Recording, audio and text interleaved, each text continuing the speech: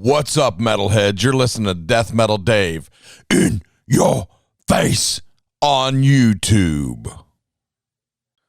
Hey, my name is Scott Burns, and I was lucky enough to record a lot of great bands in Tampa, and we're coming to you from Tampa, and we're in your face. What's up, metalheads? It's Death Metal Dave in your face here on MetalMessiahRadio.com, and I have a special guest, a longtime friend of mine, Scott Burns, and the author of his new book coming out soon in November, I believe. What's up, Scott and David Gehlke? Hey, Dave. Hey, Dave. Good to talk to you again, buddy. Hell yeah, man. It's been a little while. I mean, we chat occasionally when I see you out and about, but I hope I'm got a legend here on the phone with me, and I hope I did the introduction correctly without, overpowering the mic. Did I do a good job, Scott? You did good. David Gehlke is a legend, and I was lucky enough that he wrote a book about me. All you cool guys, from the Tampa days. So, yeah, Dave, it's all good, and hello, greetings, and salutations to everyone out there. I mean, thanks for being a fan of metal. Hell yeah. David, I'm going to start with you. Give us a little history about you. You wrote this book about Scott Burns and A Life in Death Metal, 87 to 97, Scott Burns sessions. Give us a little history of what you've done before. You did another great book just a little while ago. Yeah, Scott's book is my fourth. Prior to that, and this is how I met Scott, I did Obituary's book 2 years ago, which came out, which, Dave, I know you are very well versed in those gentlemen in the Obituary camp. Yes. And before that, I did Paradise Lost biography, and before that, I did a book on Noise Records, which was my first, and that was the label that had Creator and Celtic Frost and Halloween and Running Wild and all of those bands. So I've been doing books for a little bit. I write on the side for Blabbermouth, and lucky enough to get to know Scott really well during the making of the Obituary book. We hit it off right away. We quickly realized that we have many of the same interests and are aligned in many ways, whether it be socially, politically, humor-wise, you name it. I think the only thing, and Scott and I joke about this, the only thing we disagree on is the sports teams that we like. And Dave, I know you're a Tampa sports guy, which I have nothing against Tampa teams. I'm a long-suffering Browns fan / Pirates fan here in Pittsburgh. So I have a little bit of jealousy towards the Tampa teams due to your recent success. But no, yeah, I mean, I had really good pleasure of meeting Scott during the Obituary book, and it just seemed really natural to do his book when he and Tim Hubbard came with the idea. It was a no-brainer to say yes, and here we are about 2 years later. It's surprising that Scott, you approached him to do it. What made you decide that you finally wanted to do it? Because I know you're kind of not an interview guy, No, but I think David writes about it in the book, and you mentioned our good mutual friend, Tim Hubbard, who took a lot of pictures of the bands. I mean, we were having lunch one day, and he mentioned about doing like a photo essay book about all the bands and stuff like that. And I thought, that would be nice to take a trip down memory lane and talk about the bands and stuff. And Tim had so many good photos. So like I said, when David was we spoke quite a lot together, doing the book about John, Donald, Trevor, Kenny, Terry, the Obituary guys, Executioner back in the day. And, and I really had a good feeling about David, like he said is. And so I just happened to mention to him, I said, would there be any interest? Because Tim and I had talked, and, it's a lot of work, and you need a professional, and David is a professional. And so just ran it by him. And I really had no idea, to be honest, if he'd be interested or not, because I'm not on social media. I don't follow a lot of stuff. I mean, I go out and I see, the guys every now and then, but it's not, so anyway, so David said, sure, do it. But like I said, without really Tim Hubbard, is a photographer, and he did stuff full records. He's a local fixture. He did Slowly Rot, that great back photo, and took a lot of pictures of the band, BSI, everybody. But we, came to the conclusion it would be better to hire a real professional. And so we were lucky enough that David would do it. And then I guess David called up Albert from Decibal, and who's a very nice gentleman, good guy. He's been around the scene forever. And he agreed to do it. So we just really lucked out. And like I said, it was just really easy. And, it was a lot of work for David, because I had asked him in the beginning to try and include all the bands. Yeah. And there's a lot. There is. There's more bands than I ever, I'll be honest, some of the bands, my recollection was not so good about. And David found them all, but I really thought it was just fair not to have a band about some of the big bands, because, but all those bands came and they spent their time, and whether they had a record deal or not, they were important pieces. Right. And, David, was it ever difficult to get Scott to talk about some of this stuff, or was it always easy was it a good flow? We got into a really good flow early on. Our approach was we knocked out all the really big bands that Scott did. I think we started with Death, and then we worked our way through the Deicides and the Suffocation and, the Assucks and all those bands, Terrorizers. You can go down the list of the big bands that Scott did. And then once we got into maybe some of the lesser known bands that Scott did, the bands that had a demo to their credit that was 10 minutes long, that's when Scott and we developed a pattern where I would shoot him an email or a text saying, hey, we're going to talk about the Mortuary Society next week. Here's their info. Here's a link to their music. I mean, MySpace was MySpace. Oh my goodness. YouTube was a real lifesaver there. There's a slip for you. YouTube was a real lifesaver for Scott and I, because thankfully a lot of this music was uploaded to it. And I would send Scott an email or a text saying, here's who we're going to talk about next week. Give it a listen. See if that can jog your memory. And then we'd get into it. And almost every time Scott could recollect something from those sessions. What it also helped too was a lot of these bands were very willing to participate.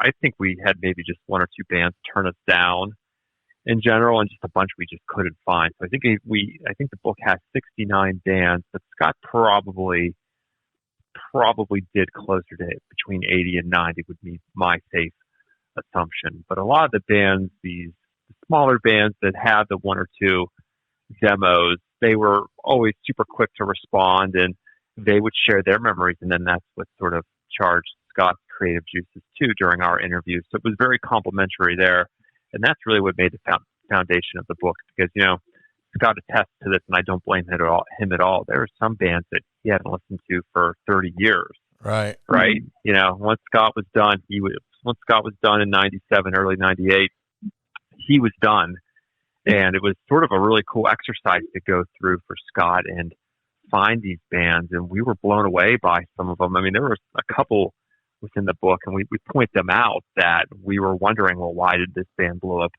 big? You can think of someone like Devastation as one, and Overthrow, the Canadian thrash band, probably the most obvious one. Right. Scott and I were saying, like, why did these bands make it? And when Scott would go back and listen, he's like, oh my God, this is killer. I haven't listened to this since September 1990, but I remember it just like yesterday recording these guys. And so that made the book really easy to put together. And yeah, once we got into it, the more bands we kept on adding, and the more Scott was able to jog his memory. And before we knew it, we had something like, I think the book is over 450 pages. So that's how we ended up with the whole thing. Yeah. I mean, I enjoyed reading. I'm glad you said you should read the book. and I'm glad you sent it to me. I really appreciate it. And I mean, the digital copy, promo copy, and because it jogged my memory, you know, and I had forgotten about some of this stuff and some of the memories at Morris Sound. Because, hey, Scott, you know, I was like, you were there all the time, Dave. You were a fixture. I mean, I was like a Morris, yeah, I was like a Morris Sound rat, if you will. Yeah. And the cool thing, go ahead, I'm sorry. The cool thing is which is in the book, is how it was kind of an open door, but it wasn't like open to like everybody in the public. There was only a few times I remember going there and I was turned away, and I think it might have been when like Savatage or something was in there and they might have wanted a closed studio. I'm not sure, but there was a few times I might have been closed out because of some band that might have been in there, and I understood it. It wasn't like personal to me at all. I had fun. Hell, Scott used to call me sometimes. Scott lived so far away from Morris Sound that he would work so many hours, which it's in the book. Everybody needs to read this damn book. It's awesome. And there's parts in it that's funny that cracks me up. And it just brings back a lot of memories. But Scott lived over an hour away from Morris Sound and would spend a lot of time recording these bands. And I know sometimes these bands would want to go out. Scott would call me and say, "Hey, I got Creator here. Do you want to take him out on the town?" I'd be like, "What? Fuck yeah. I'm going to take him out on the town." I wouldn't say it like that to Scott, but I would say, "Yeah, sure, man." No, it was hard, Dave. Yeah, you were, like I said, you, Ken, Vernon, there's a handful of people that were always welcome. And everybody, like with Savatage, I mean, some of those sessions weren't mine, and so you can't invite somebody in. So, yeah, but, you know, you were always, but like I said, we talked about it in the book, like with Sepultura, going down to Ybor and stuff like that. But it was difficult for me. You know, it's hard to work 12 hours, and then, I mean, you know, everybody smoked a little pot, maybe we had a beer or two. You know, we kept it on pretty straight while recording. But then, you know, you can't go out, you can't party for 3 or 4 hours and show up at 10 or 11 in the morning to get the studio set up. I mean, that just didn't work. So like I said, you know, you guys were, that was what was cool, is there were so many people, you knew everybody in the scene, that all those, you know, everybody, those guys, they came, they wanted to hang out at Morristown and see Tampa, and everybody would take them out. That was what was special, was there was a lot of bands, and then, you know, bands from overseas that came and stuff like that and then, you know, everybody was just, you know, it was more underground back then. And, you know, now everything's mainstream, which is amazing. And we can talk about that later. But back in the day, it was smaller, more underground, and everybody was just psyched to meet somebody and hang out. And so it was cool that, like I said, people like you would do that. And, you know, you mentioned some bands, like I said, David did, you know, Devastation, Overthrow, Skeletal. There's a handful of bands. I mean, there's a bunch of them that I know they maybe only had one album, or did one album, or did some demos and stuff, but they were part of the scene. You know, when we listen back to them, like I said, is you wonder, like, well, how did these guys not make it? And, you know, that's just part of the history, and it's great because but there was a lot of good bands, and I just genuinely appreciate David for taking the time, because it was a shit ton of work for him to do that, and he found more bands than I even thought. So I appreciate that greatly, because it was a lot of work. But I think it's important just to tell the whole story, because the one thing back in Morristown it was just, you know, anybody could show up, you know, like you didn't have to have a record deal. If I was available, you were a metal band, whatever, any type of metal. I mean, there was different ones that David documents. Anybody that wanted to show up, you could record, and it was just a good time. So I appreciate everyone helping out. Hell yeah. David, I know you had to put a lot of work. I mean, gathering all these bands' comments and then putting them, you know, and dealing with their schedules and then putting it all together in order. God, that must have been a nightmare. Yeah, it was Albert and Decibal requested that I sequence the book. right? at least in some formal fashion, so they could figure out how to design it. And yeah, there was a little bit of guesswork involved because some of these demos didn't have a formal release date. So I had to guess, and there's a chance I could be wrong, but I tried to be in the general ballpark of it all. But the nice thing is the book really chronicles everything. Granted, Scott started at More Sound in '83. He did a lot of rock and punk albums, helping Jim, Tom, and Rick Miller out at the studio. But once, the book really starts when he got into the metal stuff, which was the first not the first Agent Steel album, but the Agent Steel album he worked on, Unstoppable Force, in '87. So that gave us like a clear starting point. And the nice thing is you could see the progression as Scott started to do more albums, more bands started requesting his work. And then once you get into like 1990, 91, and 92, those are the busiest chapters because Scott was, had wall-to-wall recordings. I mean, those were the times definitely where Scott explained to me many times where he was sleeping in the studio or wouldn't go home or would see his dear wife, Chris, for maybe a few hours of sleep and go back to the studio. And like he said, thankfully he has guys like you, Dave, around, Vernon Blake, and a whole bunch of other people to help out with the bands. But yeah, that made it, the volume of bands made it hard to put together. But I don't know, sort of when you're in the thick of it, and Scott and I are uncovering these bands, and I have to give a lot of credit to the bands who took the time to respond, whether it's via email or even just me talking to them. They're all very enthusiastic. And the nice thing is, and Scott hates when I say it, but almost everyone liked working with Scott. So that made it easy, right? Absolutely. Like no one was like, Scott Burns is, excuse my language here, Scott Burns is an asshole or things like that. Like, I think we had maybe one or two bands who weren't too crazy about Scott, but the rest, I think they were all very fond of Scott and liked working with him. And it boils down, I think it just says a lot to the person Scott is. And that's why so many bands kept on going back to work with him, because Scott was so easy to work with. And he sort of walked that notion. I think everyone leading up to that time had a certain idea of what a recording engineer or producer was, right? It was this, stuffy older guy who didn't understand metal. And here was Scott, a cool, hip and happening, long-haired punk guy who just happened to fall into death metal as it was starting to blow up. So I think all those things combined is why we were able to make such a big book and have so many bands participate. Yeah, man. And, I'll say this, I know what Scott won't, but whoever thinks that Scott is an asshole, I think they have the problem, because Scott, I mean, like you said, there was most 99% great things to say about Scott. Yeah, so it's in the book. I don't think Scott and I want to give any spoilers, but there is at least one long-running death metal band from the Midwest who has certain illusions about Scott that are very incorrect, but we won't spoil anything. Yeah, I won't mention it either. We all have our bad days, but no, listen. So anyway, but it was a good time back then, and like I said, I was very lucky. Dave, you're good friends with the obituary guys and the atheist guys. Yeah. Well, with the bands. Like I said, I can remember Dave talks about it. John, when he was coming in with his snake, his boa, and I mean, Olin Mills, and got pictures taken, and that's back, but we didn't have a photographer with him where you had to go to the mall. And I mean, these guys were all serious. That was the thing. And Dave, you're good friends with Nasty Savage. Yes. Even though I didn't record them, Jim did. You cannot say enough about them guys and their riffing. Starting point.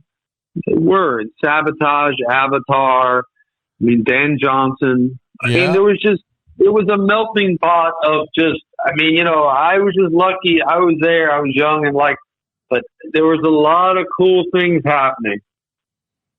So I was just lucky. So thank you, Scott. I know you were a skateboarder. You and Tim, didn't you guys go to school together, high school? We went to a different high school, but we worked together at a restaurant, The Hungry Fisherman. Tim was a much better skateboarder than me. I used to fall a lot and hurt myself. So he was the serious one. But yes, no, but we'd known each other. We had a, commonality of punk rock and the thing was like I said, is we liked a lot of extreme music, Exploited, Black Flag, Thinking, Craft. But we listened to, like, I definitely listened to metal and hard rock when I was much younger, but I remember, I've told this a million times and I'll tell it for 1,000,001. I remember when I told him, I said, when I heard John Tardy sing, I was like, Tim, I don't care what we've ever heard. This guy's fucking crazier than any fucking punk rock guy I've ever heard, more extreme. I said, he's over the top. I said, you got to hear this guy. And, I still stand by that 35, 40 years later that, John Tardy but no, yeah, me and Tim have known each other for a hell of a long time. And, Tim credits you, if I'm not mistaken, for you saying, hey, I know a guy that takes photos, and then you called Tim up. Is that correct?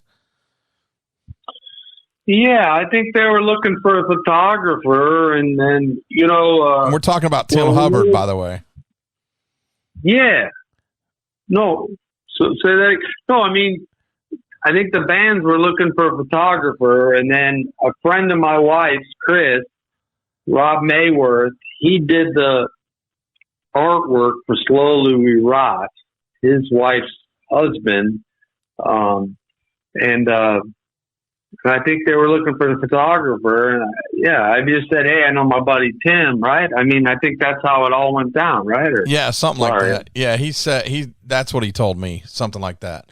And and that's how he took them explosives, and they went to Ybor City. Yeah. So, well, if you go back, there's videos. I don't know how it is, but when Executioner opened up for Death at, what was it?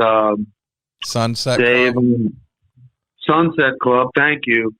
And listen, and that's how the greatness of Obituary. Not to keep going, but like I said, is Death was a much bigger.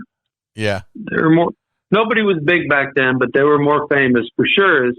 And then here these guys, I would do sound for them live, or they would ask me from the studio, and I show up, and they set up in the Little Suns. And Dave, you can talk about this because you're the expert and you've been around. But the Little, not a shitty club, but it's not a fancy club at all. It was shitty. And here they set up. They made a tiered stage, and Big Daddy was there. Yep. And they put explosives they had Spanish moss, and they put explosives and smoke. And they were the opening band for Chuck. And and this is no disrespect to Death or anything like that back in the day, but they fucking looked fucking killer. And they were the opening. That's how prepared, that's how intense they were at a very young age. I don't even know if they were 19, 20 years old. And to expound upon that is fucking when they opened up that SOS tour, which I'm sure you're familiar with, Sadist Obituary. Sepultura's manager said, fuck you guys, you can't do that stuff because it looks too cool, right? Yeah. Anyway, I got lost. But what I'm just saying is they were, you were there, it was back in the day, and Tim took those photos with Big Daddy lighting the pyrotechnics off in the back of Ybor City somewhere. And that's, like I said, he was a good friend, and he always did photos, and that's how I ended up taking a lot of photos for the book. And like I said, thank goodness for Tim, because, he gave me the idea, and then we got a hold of David, and we got to document all the great bands. And that's really what it's about to anybody is, it's not so much about me, but all the great bands that I was lucky enough to record, because it really was a great time of music, period, in the metal and everything, because, while the bands were very popular, I've said it before, is they weren't cool like the thrash bands, and nothing against the big bands. They're all killer, but we were kind of like, just the underground stuff, but it was a hell of a lot of fun, and we all had a good time together. Hell yeah. Scott, do you still skateboard at all? Hell fucking no. I haven't skateboarded for it. Like I said, as I was bad back then, I'd be in a nursing home or something now. I know Tim broke his arm like a couple of years ago. Skateboarding. Yeah. No, he still does it. He's good, and his daughter, Sarah May, like my son Travis's age. They're the same age. she skateboards and she's good, and Tim does it. But listen, hitting concrete isn't a good thing to do when you're past 50. No, not at all. Oh shit. So, Scott, so what would you say, and I know this might be a hard one, what would you say would be one of your favorite bands that you did record, without giving away too much? I mean, we want everybody to read the book, but who would you say is your favorite band? I don't even think you said that in the book, but if you can, what were some of your favorites? Well, you'll never hear me say who's my favorite, because they're all like children to me, so that wouldn't be nice to say you like one over another. I get you. But I mean, all of them were good. Now, and they're all records. I mean, listen, like David said, I very rarely didn't get along with anybody, and it all worked out, and there's some. But like I said, they were all obituary guys, the atheist guys. I mean, Chuck. I mean, everybody, the Demolition Hammer guys, the Suffocation guys. I just go on and on and on. There was nobody, if you want to talk about favorite albums, that's a little bit different. I mean, there are times there are albums that I liked doing better than others and stuff like that. But I mean, really, it was just a good time. The trans metal guys from Mexico. Yes. They were the fucking coolest guys on the planet. A bunch of brothers, and they came over here, I mean, for me, that was special because, they didn't have a lot of money, and they came to the studio. I mean, I'll let David talk about this, but, they had a really good time, and it was nice to record them, that they got a shot. Because, like I said, there wasn't that many good recording studios in Mexico. And, to come to Morrisound, and I don't know, David, if you want to expound on that or whatever. No, I think you said it, the brothers Petrita said it best, too. They didn't have an equivalent in Mexico.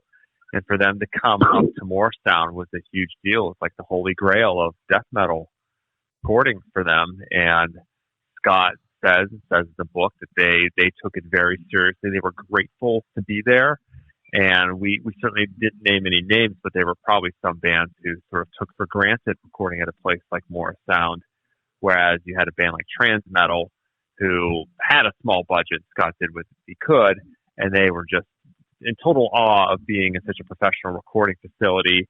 Scott was able to get Glenn from Deicide to do guest vocals on the first one that he did with them, and then Corpse Grinder did some on the second.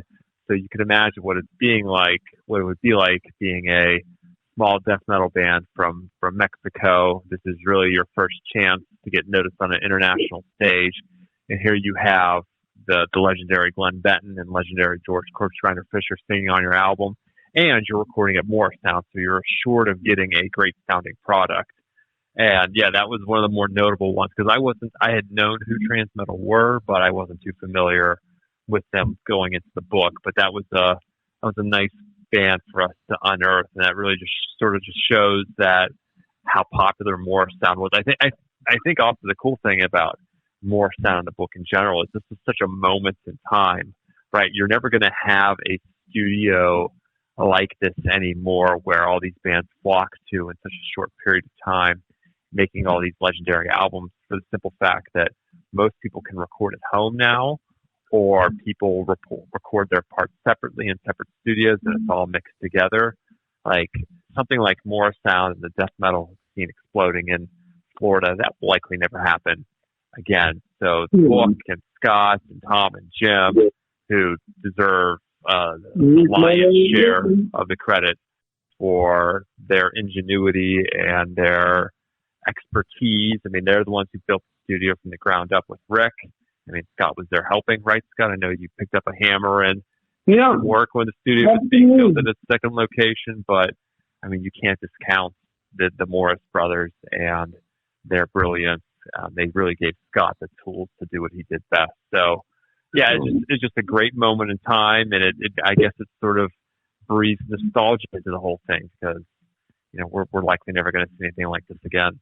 No, and real quick, Dave, like you said, is but back in the day is that, like with the Executioner guys, then there was the Atheist guys. They came up and gave me a shot. I mean, they were recording, and I mean, David can probably talk better about this, but like when they were signed to Borovoy's label and Executioner, they did a couple songs right on what Godly Records or whatever it was. Yeah. Right.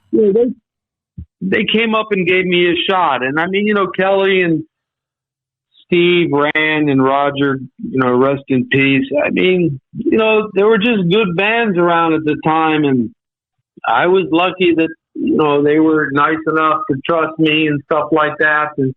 But like I said, as they all came up, because it was just a good scene, right? I mean, like I said, David, they were doing David Gehlke. I mean, right? Borovoy had that label, and he was helping bands out even before Monty, I guess, or I don't know, right? Yeah, good Mean Machine, which was on Three Cherries, was to be distributed by Three Cherries, and then the label went bankrupt, which is what led to Atheist eventually wandering over to Active Records, even though Monty from Roadrunner wanted them. Same applied to Exhorter and Obituary. Well, then Executioner was signed upon the tip from Borovoy as well. So again, yeah, it's all these great people converging in this very narrow window of time for these bands. And Scott and I say this a lot throughout the book, but they're all still around today. That's the most amazing thing too, is that Obituary is as popular and great as ever. Kelly has since put Atheist back together. Cannibal Corpse, of course, is the largest death metal band. So certainly, and Scott can attest to this, when they were making those albums in the 90s, no one ever thought that 30 years later, here in 2023, we would be talking about them with such reverence. But I guess that says a lot about the bands and a lot about the albums that Scott helped record. Yeah, I mean, now we keep going for 10 seconds. Like the Corpse guys, I can't say enough good things about them. Is they drove down in Jack's van. I mean, they had a $5,000 budget, and it wasn't even enough to pay for the studio and travel and expenses. They drove down. I think they paid the hotel out of their own pocket. Barnes was there. It was Rousset, obviously Paul, Alex. I mean, and, they came all the way down from, upstate New York and Buffalo. And, the rest is history. They're huge. But at the same time is that, they were the ones that said, hey, we want to come down to Morristown. And they put money out of their own pocket. I mean, you can't say enough about the trust that people put in, because Jim and Tom really built a good studio. I mean, it was the best. And, Dan Johnson was there, like I said, Nasty Savage, all that Damage, Crimson Glory. It was just, they built it, and people came to it's like the Field of Dreams thing. If you build it, they'll come. And, yeah. But for those guys to come down there, it was really nice and special. I mean, because like I said, they were putting some money. That's all these, if I could impose one thing on everybody for young bands or whatever, these guys cared. They were so into it. It's not like everybody sits around and smokes a little pot, drinks, and jams and says, I think I wrote killer fucking riffs. That's being in a band, that's rock and roll. But, I mean, these people like Atheist, Executioner, Cannibal Corpse, Death, everybody, they fucking sat and slogged it out, Suffocation, in a fucking shitty rehearsal hall, spending their own money, trying to get better, to record demos, to get with Bori, to get with Monty, to get with Slagle, to get with Digby, whoever. But I mean, they worked their fucking asses off. They weren't, you know what I mean? It's not like they just sat around because, anyway, go ahead. That's the problem with the internet now. Well, they just kind of get, I don't know, man. They kind of get a little bit lazier. Back then you had to actually work at it. And add into those bands, if you remember my buddies from Huntsville, Alabama, Skeletal Earth, they were a different, great band. They were like hardcore crossover death metal. And I remember Travis, before I moved here, I didn't know anything about death metal. And he goes, this is where Massacre's from. This is where Death's from. This is where Executioner, Ravage, the guys that you like, Savatage, the guys that you like, Nasty Savage. He says, they're all from there. And he said, you got to meet these guys. And the first person I met at the Sunset Club was Terry Butler. And the rest is history. You know, I met everybody. But I remember Travis saying, our goal is to record at Morrisound with Scott. And they did it. And they were one of those bands that saved their money and came down and recorded with you. Absolutely. Travis, Jared, Doug, I mean, they were the best. I mean, I think David documents in the book. I mean, Travis, when you met him, he was the quietest, softest spoken. He had that, yes, don't take this wrong, thick Alabama accent, Southern accent. Yep. Fucking, you put a microphone in front of him. He was as crazy as Tardy or anybody. He was sick, and Eulogy of a Dying Fetus. Yeah. That was great. I mean, we talk about it, though. I think the only problem, once again, is they weren't straight ahead enough. They were the cross, like Assuck, they were a cross between metal and punk that I don't think people knew how to handle them back in the day because they didn't fall into a specific genre. And right? and they were very political, too. Absolutely. They were, yeah. But they were sick. They were killer. I mean, that's one of the gems, like with the Overthrow, and but no, you're right, David. But it was just a good time, and like I said, a lot of good bands. And I guess the only thing now is I'm not that hip, but with the internet is like I remember. Listen, Ronnie was the king of the underground, and Chuck, and they would write. You had to send, cassettes, or you had to email everybody fanzines and stuff like that. They would come into the studio, and I was an assistant, and they'd be writing that shit out and stuff like that. Is now that, like you said, Dave, Allison, that fuck, you just put a video on YouTube, and now 10 million people see you, and there's nothing wrong with that. But it's just a different world from back in the day where you'd get a cassette. I'd mail Borovoy a cassette, or you'd have to mail Monty. That's even before we, when we got a CD player at the studio to burn mixes, it was like $15 or $20 every time we burned a CD, and we'd send it off. I mean, the machine alone was like $5,000, I think, the first one, or $10,000, but now everything is, you send it out in 10 seconds, and it's, which is great. I mean, but it's a different, you guys said, or David G said, is that it's a different time that I don't think it will happen because everyone, and all things change, but everyone can record killer stuff. They can record stuff that sounds better than anything I ever did in their own home studio. And that's amazing. And that's because of technology, and that's life, and everything changes. So it's good. Yeah, Scott, I want to jump back for a second. You mentioned these guys would save their money and come down here. A lot of these bands flew in, and so they'd have to rent equipment.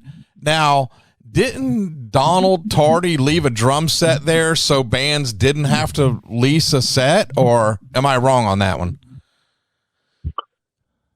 Oh, David G. I know. Yeah, Donald left his set there every now and then. The one whose set got used the most, though, was Alex Marquez. Okay.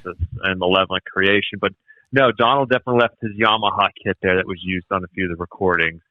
Alex Marquez had a really nice set that Scott loved how it sounded, and so that was used quite a bit on some of the albums. But yeah, no, to a broader point that you're making, Dave, is that bands would fly in and Scott would take one look at their gear and be like, no, I don't like this. And then over to Red Music, they would go and, they got things at cost. So that they got a good discount from Elliot, the store owner, and, Jack Owen, and everyone would tell some really good stories about, us long hairs coming in and buying gear, and people giving them strange looks and everything, but they'd be walking out with, new heads and new pickups in their guitars, sometimes new guitars. But that place was a real godsend for Morrisound, because Scott can definitely attest to this. Scott got to be very picky over time, especially if bands showed up with crappy gear. and that wasn't going to fly with Scott. So, within showing up in the studio, Scott would whisk bands away right away. And he would want get new gear. And I think it was mostly Scott that you wanted them to sound the best they could. And that's why you wanted them to have better gear or whatever. Yeah, I mean, Dave, like David Gehlke saying is Tom Morris and Jim, they had a good friend, Elliot Rubinson, who owned Thoroughbred Music, which was huge. It got ended up buying out by Sam Ash. He passed away of cancer. Elliot had a huge store, and he was good friends with Tom. And at the very beginning, Tom went to him and said, listen, we got a bunch of bands coming, and some of them don't have the best gear. And he said, Tom, I want you to succeed. I'll give you like 10% over cost. I'll tell all my guys. In other words, there's no, haggling. You just have to tell them you're from Morristown. Like I would go in there and say, hey, look, this band is there. And they would take care of us. All those guys, Russell, Danny, Roger Hughes. I mean, there's a bunch of them to say if they're still around. And the whole point it's not, listen, I learned from Jim and Tom and Rick Miller, the best is, and once again, I think the bands nowadays, it's different. It's my Tiger Woods analogy. They all get it that you just can't show up in fucking duct tape fucking sneakers or shit like that. You don't need to be good is that, you have to have new strings. You have to have new heads on the drums. Now, I know that everybody samples stuff and they use plugins, so now maybe it's a little bit different. But at the same time, is when you record stuff and you're trying to get a sound and it's acoustical and you're sticking a mic in front of it, garbage in is garbage out. I mean, It's like, right. So, that's why we would go through that. And you have to remember, I'll say this for myself and everybody, we were winging it a lot of times back then is we knew there wasn't a playbook. No one really cared about fast music. And everyone thought, David talks about this, or talk about it in the book, Dave, but a lot of the producers and engineers, not to say anything, is they just said it's metal and it's too fast and it sounds like shit because it's too fast. And I mean, like I always said, it's hard to make something sound good when it sounds like you turned on a blender, right? Yeah. But that was our job, right? And you could do stuff to make it sound good if you took the time. And I learned that from Jim and Tom and Rick. You know what I mean? And stuff is that, yes, it was difficult, but at the same time you just had to have not the attitude to say, fuck this is a bunch of shit. You had to be into it. You had to like it and say, this is sick. This is brutal. I dig it.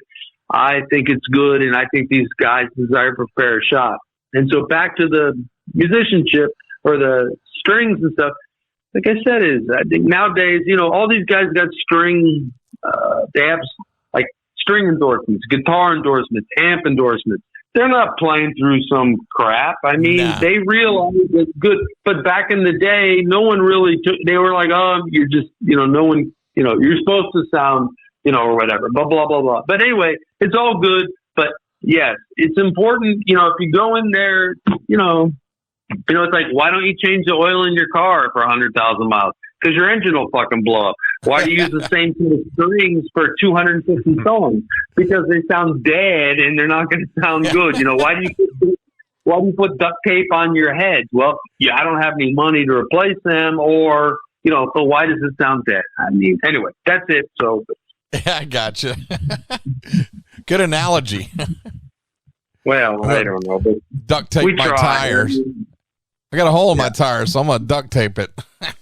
They're all bald, but I mean, why am I skidding in the rain? But anyway, we tried, and like I said, that's the thing that I'm proudest about is that these bands are still around making music, and they're better than ever, selling more records than ever, hopefully making more money than ever, and making a living, and they're still doing it, and they're professionals, right?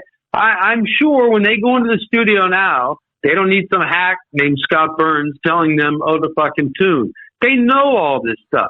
But you remember is when we were doing it, we were all 18, or I was 25. They were 18 years old. It was their first time in a real studio. And we were all lucky. Morrisound was a killer studio to go into. It was the best. I'll still say this to the day is, it had solid state logic. It had sound design. It was a real studio where any band in the world could come into. And, like I said, we all learned is there are certain things you do to make a recording and make it sound good, right? And I'm sure, look, Eric Rutan now, who's very big, right? He's huge. He's huge. He's got his Mana Studios, and he does Cannibal Corpse. I mean, look, I'm sure you could talk to him and he'd tell you that, this stuff is all back in the day, maybe you talked about, but nowadays no band that comes in to see him, or Arthur Rink or Zink, I'm sorry if I pronounced his name from the Power. But these guys are famous guys. I'm sure they don't go through any of this shit because everybody knows the drill now. These guys have been doing it so long that they know, you know what I mean, is that what you have to do just to show up to be professional. But anyway, enough said. So thank you. Right on. Hell yeah. First of all, I'm going to say something which reminded me of something that you did. You would, if you got frustrated, you go, excuse me, and go out the back sliding glass door and fuck as loud as I could. yeah, yell fuck as loud as you could. I remember that. I've forgotten all about that because I had been there a couple times when you had to do that. And the funny thing is sitting there in the lounge, I remember watching sports a lot. And, yeah. I mean, sometimes I went there just to watch sports with other people. It was good times, man. Yeah, played a lot of Madden NHL hockey and playing the games. Yep.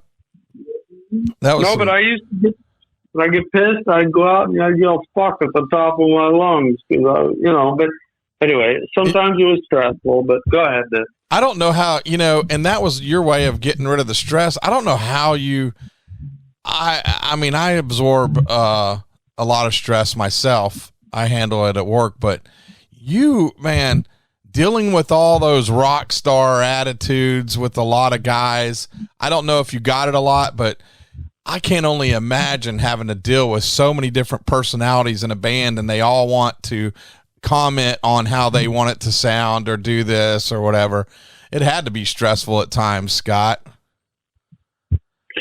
Oh, look, I don't know. Most everybody's pretty cool. I mean, the thing that was stressful is that, look, they give you $5,000, and how do you know when the record's done? You run out of money. Right? That's gotta suck. No, I mean, because you can't. I think so one thing, and I think David and I talked about this, but one thing that probably helped for me with the bands, with the record label on the financial side was they always knew that they weren't going to give a lot of money until some of the bands got bigger, but they always knew they would get a finished product. I would never call them up and say, hey, look, we just burned through $6,000 and all I got are drums done. Right? That would be bad because a lot of these bands, and David, I'll let you talk to it, the labels knew that there was only so much money to go around. But, sometimes it got stressful, and then sometimes it, you just freak out as a human being and stuff like that. So there are probably times when I shouldn't have gone out and yelled fuck, and I blew a game. That's just life. But like I said, the goal was always to try and make a great record for the bands to do as well as they could, right? Because and once again, David, you chime in on this. They all knew they were highly appreciative and grateful that they had gotten signed to Roadrunner or Metal Blade or Century Media or Earache or the big labels. And if I missed Nuclear Blast, excuse me. I mean, that was these guys. Back to the point is of their hard work and all this. They knew it was their big shot, right, David?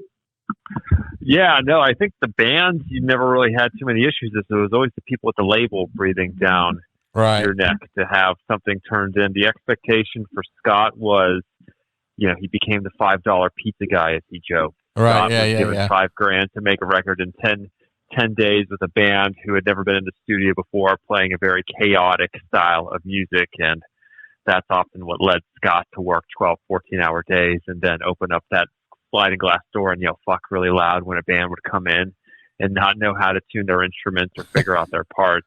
I think what drove Scott more nuts than anything else is when a band showed up unprepared, right, Scott? I think that's your ultimate pet peeve. Yeah. There, if a band showed up and didn't know their parts, and there are a few examples in the book. Probably one that usually comes to mind when Suffocation came down to do Effigy from Long Island, and Terrence and Doug Torito were sat down to do their solos with Scott, and after the first few takes, Scott just told him to stop. You need to go back to your hotel room, and he gave Terrence a pep talk saying, you know why Yngwie Malmsteen's really good? And Terrence was like, no, why? Because he locks himself in his fucking room and he practices all the time. So that was like a light bulb moment for Terrence. And Right. I think ever since then they were on the straight and narrow. But the sad thing, it was like a catch-22 in a way. Scott was given little money and little time to make records, so he did what he could. And as a result, he started churning out high-quality records. But then people started wanting something else from Scott. And the unfortunate thing was Scott wasn't given those huge budgets or that huge amount of time until a little bit later. And so that's when some of the labels, think of Roadrunner, started sending their bands elsewhere, when in reality, if they had given Scott a bigger budget or more time, Scott probably could have churned out something as good, if not better, than where they were sending their other bands. So it got to be a little hard for Scott as it got into the mid-'90s. And he made a very good point, and it didn't dawn on me too until we started doing the book, was that, the record releases started to get a lot more spaced out, whereas most bands were releasing an album every year. It started to become every other year because you got touring and other things coming in. So you'll see it in the book. Once we get into like 94, 95, 96, it slows down a little bit for Scott in terms of the releases, but he was spending more time in the studio with the band. So yeah, it's really interesting to think about what Scott could have done, and we touch upon it in the book. Had Scott been given a shot with some of the major labels, and this Scott touched upon this earlier, is like if you were associated with death metal in the mid-1990s or associated with metal, and you know this too, Dave, because you were part of the scene, like no one wanted anything to do with you outside of the metal scene, right? You couldn't get arrested, and so Scott, for as skilled and brilliant and nice as he was, that the major labels wouldn't give him time of day. So that's one thing led to another, and then by 97, Scott was ready to move on to the next phase of his life. I want to run down, just so everybody knows, some of these bands that Scott did, and some may be surprising to some people, or that Scott was a part of. Agents of recording, engineering, or producing, or all the above. Agent Steel, Whiplash, Atheist, Death, Sepultura, Obituary, a local band, The Guff, Coroner, Amon, which eventually became Deicide, Toxic, Terrorizer, Awake, a local hardcore band, Killer, I used to see him all the time, especially at Sunset Club, Cynic, Anarchist, Nihilist, I remember them from Atlanta, Overthrow, Last Right, local band, Malevolent Creation, Fester, local, Morgoth, Napalm Death, some great friends of mine that I met through Scott at Morris Sound, and we became really good friends through the years. Cannibal, of course, Demolition Hammer, Atrocity, Exhorter, Hellwitch, Skeletal Earth, Devastation, Tempest Fugit, Cancer, I think I mentioned that. Slapper Reality, a local band. They're doing really good now, actually. Rumble Militia, Loud Blast, Massacre, Death Threat, Pestilence, Gore Guts, wow. Of course, Suffocation, Master, that was another band that Scott called me up. A couple of times, the Tardy brothers, they lived around the corner, and sometimes I would bring them to the Tardys because they spent all their time in a studio. I don't even think sometimes they didn't even have a hotel, or I'm not sure, but they would come to the Tardys and take a shower. I remember that because I would pretty much lived at the Tardys. Acheron, Demented Ted, The Mortuary Society, local band, Solstice, Hideous Corpse, Disincarnate, James Murphy's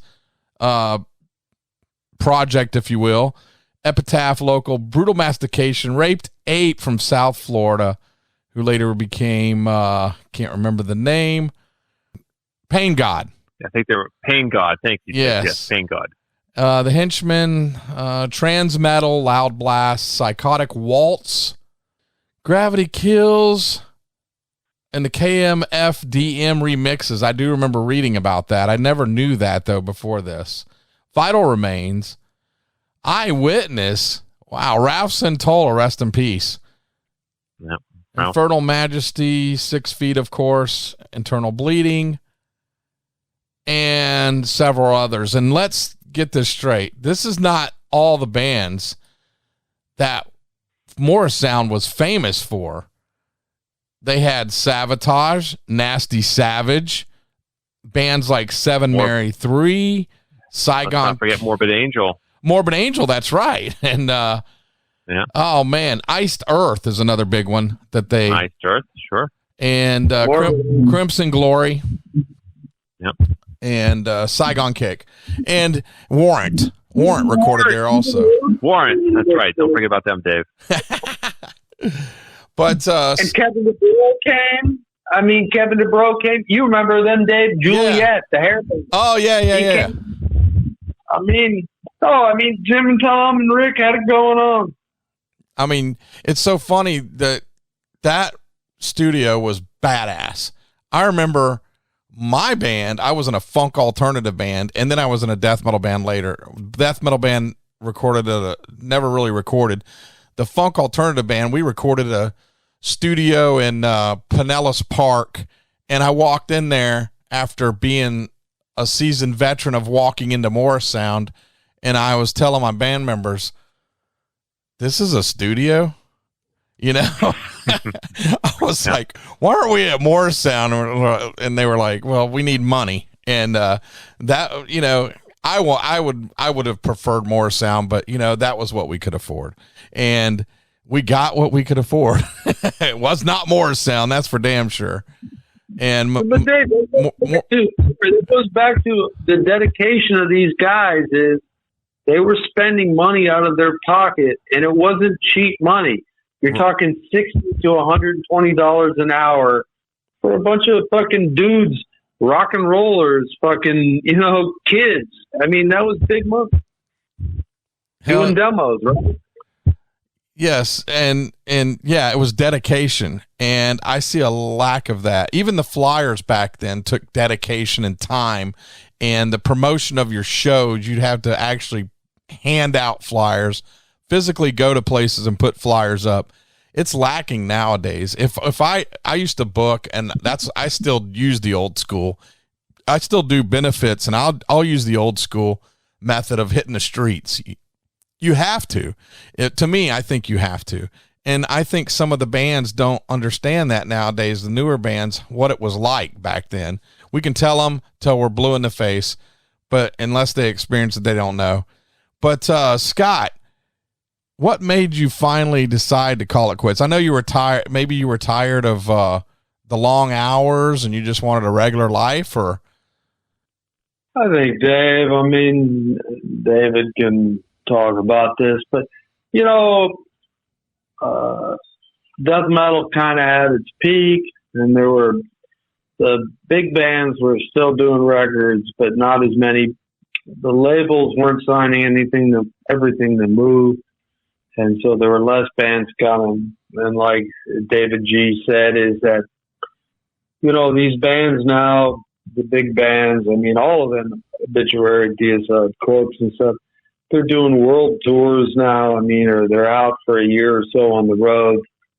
It's taking them longer to death. I mean, everybody longer to record, to write songs, because, you know, obviously they're away for 18 months, maybe, or 12 months, and, you know, they haven't written as much stuff. So the frequency between albums is less. And it just, you know, at the same time is, by that point too, is a lot of the bands perhaps on the smaller level, you know, you could pick out bands where you say that's the Morbid Angel riff, or that's the Corpse riff. Yeah. So, you know, I mean, they weren't quite as original. And, you know, I use this analogy, and I hope it doesn't sound bad, but if you ate cheese pizza every day of your life, I mean, I love death metal, but one day as an engineer, you might want to say is, hey, you know, I'd like to do something different, and I'm tired of eating the same thing and all that. And you know, my wife wanted to have kids, and I was, you know, I'd be away from 5. You know, even though I drive home every night, I still basically might see her a couple days every month or something like that. And it just, you know, also David G mentioned, and he can allude to this, you know, I was very, not foolish, but sometimes couple major labels did approach me at times, and I was like, I don't do that stuff. I'm just into the underground. And then by the time, you know, when I said is, hey, maybe I'd like to try and record something else, you know, he talks about it in the book with Kathy Nazari. She's a great lady, a friend of Catherine Ludwig's from Metal Maniacs, rest in peace. You know, she managed Neubauten, a German band, which I love, like an industrial band. And she got me to work with KMFDM and Gravity Kills and Jason Rawhead and a couple things off TBT Records. But no one really wanted anything to do with me because of metal and death metal. And it was just like, you know what? I had a fun time. John Tardy, to spin it back to my good friend, John Tardy, who I love, he had bought me, or he worked for a company that did Underwriter Laboratory testing. He got me a 46DX computer back in the day. And I took some classes, computer classes at USF. And I like programming. And I just said one day, fuck it, that's it. I'm done. I had fun. And that's it. I mean, David G., you can talk about the book. No, I think Scott summed it up very well. And by the mid-'90s, Scott was very interested in doing something else other than death metal. And as he mentioned, he hired Kathy Nazari to help him find work with the majors. She had a good relationship with TBT Records, which is where the KMFDM and Gravity Kills remixes came from. But, you know, she shopped Scott to all these majors. And as we said before, none of them would give Scott the time of day. And just over time, it seems like, you know, and Scott and his wife Chris wanted to start a family, and it's sort of hard to start a family on a producer's salary at the time. And so once 96 wrapped up, it got into 97. That's when Scott decided to make the change and get out. It was a very natural transition. And as you know, Dave, I mean, death metal that was probably the lowest point, right? The mid to late 90s. Yeah. You know, death metal was not a thing anymore. We had new metal to deal with, and black metal was certainly a lot more popular, and you know, a lot of the death metal bands were taking it on the chin at the time, just trying to survive. And it was a natural transition for Scott to get out and let the next wave of producers come in. So, yeah, you could say about Scott. He went out. He, if you want to put it this way, he went out on top. He went out doing some great records for Suffocation and Sadist, and you know, Cannibal Corpse and Vile, and you know, Serpents of Light. That's probably not their best album, but it still is pretty good. So I think Scott went out on a high note and left his reputation intact, which is the best way to do it.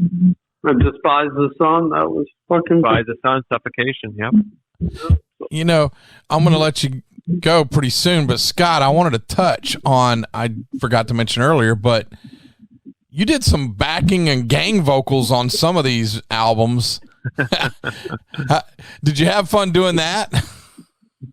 It was. I did it on Rumble Militia and what else, David? I forget, but maybe Massacre with Colin. Yeah. But I mean, come on, it was all fun to get in there. Toxic, I think, maybe, or whatever, or something. I don't know, but yeah, I mean, it was fun. It was just fun in the studio. It was a good time. All the bands, like I said, so Toxic wasn't death metal. Use an example. Coroner really wasn't death metal. I mean, even when the Warrant guys came in, they were fucking far removed from. But it was just a cool place to hang out, and I was lucky to be a part of it. And yeah, like I said, I'm a bad musician, and I'm a worse singer, and so it was fun to do that and just be a part of it. Absolutely, Dave. Good point. Yeah. Hell yeah. So Scott, What do you listen to music now? I mean, I know it probably burnt you out somewhat, but do you listen to any music now? Do you listen to some old punk and hardcore or death metal at all, or rock or anything? I listen to some music, not a lot, but I mean, I listen to some older punk stuff. I still listen to, I like Thin Lizzy, I like UFO, I like Rush, I like older stuff. The old classic shit. I don't listen to any of my records. I mean, with David, that's the first time. I mean, and Kelly got me to listen to Prometheus when we worked on the Till the Dirt. I mean, he got me to try and listen to some stuff. But for me, it's hard to I mean, I hear it on Liquid Metal and Sirius, and that's nice. But for me to sit down and listen to it, I usually just hear, why did I do that? Or I hear mistakes. But I, like I said, as I listen to older stuff, I'm not too hip. We mentioned Kelly turned me on to this band, Cattle Decapitation, which I think is killer. There's a lot of killer new bands out there, but there is. I'm not hip at all. So I just, and it's not just with work and stuff like that. But if somebody turns me on to something, I'll give it a tune and listen to it. But I don't seek out music anymore like I did when I was a kid. And, I'm 60 years old, and sorry to sound like an old fuddy-duddy, but I just, like I said, it's just not me right now. It's funny that you say when you listen to your stuff, you become a little critical of why did I do that, or I could have done this. The same thing happens with bands.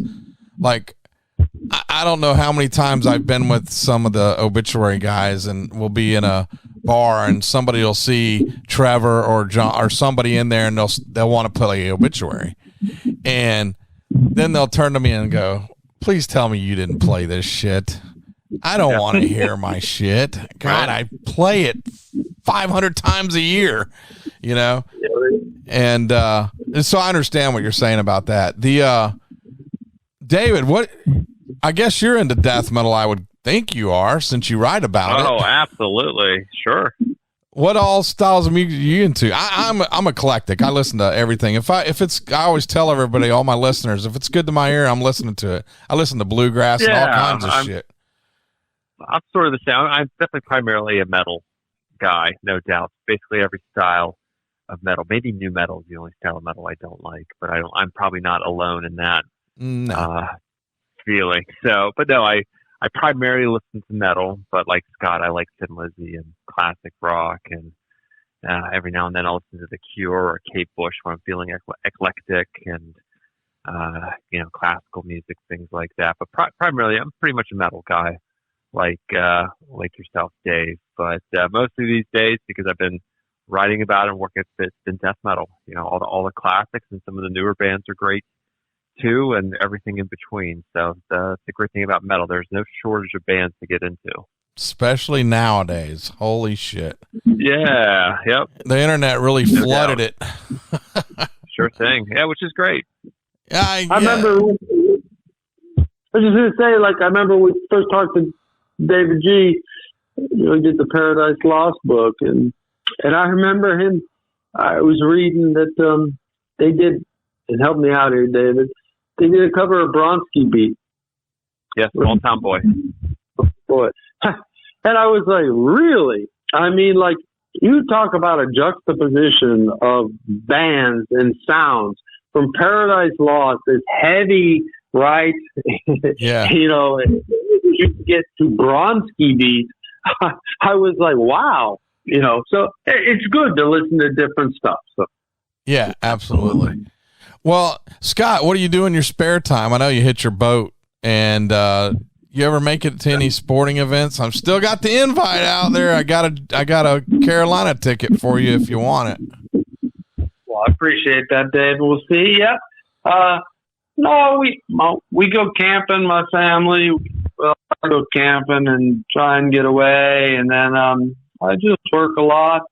I go on the boat every now and then. I still got a small little boat, which I took some of the guys out. David talks about in the book.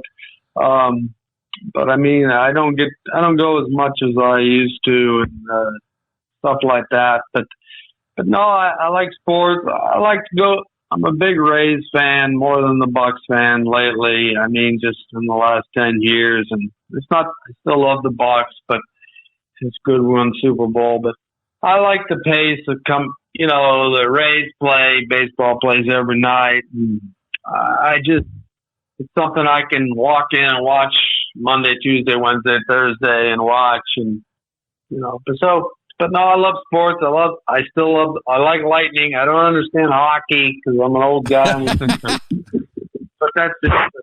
I root for the Tampa Bay teams, and I root for, like David, I wish his Brownies the best of luck because as a Bucks fan, I feel the pain. I mean, As a small, we sucked forever, Dave, and you know that. And so I know what it's like, and I always root for the underdog. In creamsicle uniform. Oh my God. I went to that game and I was like, why are we throwing back against Detroit? Because that's the team that would run all over us in the past. And sure enough, it happened again. Scott texted me and said only bad things happen when they wear those uniforms. That's the truth. We get 250 yards against us. That was the only reason to show up at a game. Yeah, Barry Sanders. Yep. So, when is the book exactly come out? The official release date is this Friday, actually, and so this is great timing, Dave. So definitely we'll be making a few more announcements out. But yeah, it's available through Decibal Magazine's websites and everything, and it will be shipping this Friday. It's the Scott Burns Session: A Life in Death Metal from 1987 to 1997. Hell yes, man. I appreciate you guys for joining me. David, do you live in Cleveland? No, Pittsburgh? I live in Pittsburgh, which is odd. I was born in Cleveland. I was raised as a Browns fan. I'm definitely a Pittsburgher. It's a great city. I like the Pirates. I like the Penguins. I don't like the Steelers, which to some people that eliminates me as a Pittsburgher. But I'm a lifelong Browns fan because my dad raised me as a Browns fan. There you go. But there you go. And it's hard to, you guys know this. It's hard to not root for the team you grew up rooting for, despite all things telling you otherwise. It'd be much easier to be a Steelers fan than a Browns fan, especially here. But no, I'm in Pittsburgh. Right on. Well, Scott, I appreciate you, and I thank Tim Hubbard for mentioning it to you to come on the show. I really do appreciate it. You've been such a cool friend to me for so many years, especially in the early days. I felt like I was part of it because of you, Scott, including me in it, and I think I always tried to be helpful to all the bands. All I ever wanted to do is promote the bands, help the bands, and that's what I'm doing nowadays. Oh, Dave, you're the best. You were the best. You still are the best. And yeah, that sounds like a very Scott thing to do. Welcome a guy like you, Dave, into the scene. No judgment passed. Just come and hang out. That sounds like Scott. Yeah, as long as you didn't cause trouble. And that still holds. That's right. Well, it still holds true to this day with the obituary camp. Hey, you're welcome in here, as long as there's no drama. That's right. Pretty simple. Absolutely. Well, thanks. And I thank you, David. Also, this needed to be done. Yeah, Dave, great to talk to you. Yeah, this is great. Thanks for having us. I appreciate it, guys. And Scott, I'll be talking to you soon, man. And David, whenever you're in town, we'll have to get together and have a couple beers. I will be back down pretty soon. Trust me. All right. Go to a Bucks. Yeah, you all right. If Scott doesn't go, you can go with me. There we go. Watch Baker Mayfield. Thank you, Dave. All right, man.